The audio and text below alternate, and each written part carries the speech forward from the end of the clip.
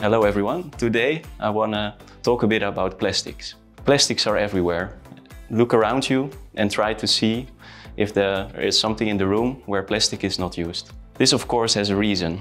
Plastics are very good materials compared to others because they are strong, they're durable and they're lightweight. For example, if you won't use plastic in cars, they become much more heavy and it will be much more energy intensive to travel around.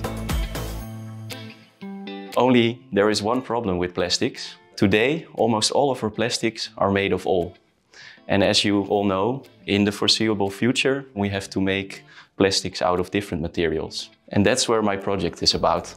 So I'm looking into alternative feedstocks to make the plastics. And this can be, for example, recycled materials, or it can be CO2 or sugar-based building blocks.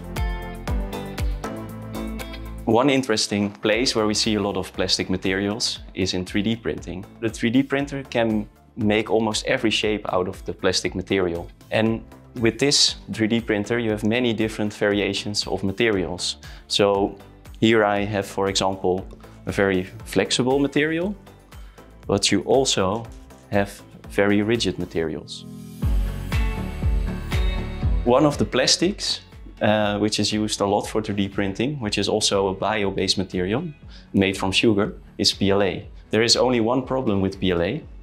PLA cannot withstand a lot of heat, and therefore if you would make a nice 3D print and you put it in a car on a hot summer day, it will easily deform and will not hold its shape.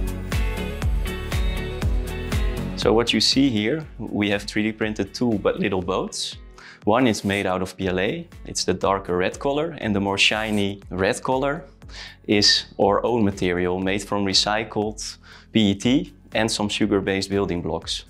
And when we drop them in hot water, just like in your hot car, and we will take them out and we squeeze them a bit, then you see that the PLA easily becomes very rubbery and doesn't hold its shape.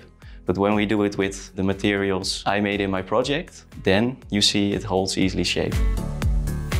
So we can make materials not from oil, but we can also make them better than the current materials, which is of course one of the most fun things to do within my project. And I hope to help the 3D printing industry a lot with having better and not oil-based materials. So I hope you enjoyed today and you learned something new. And of course, if you liked, keep following us on YouTube for other nice movies.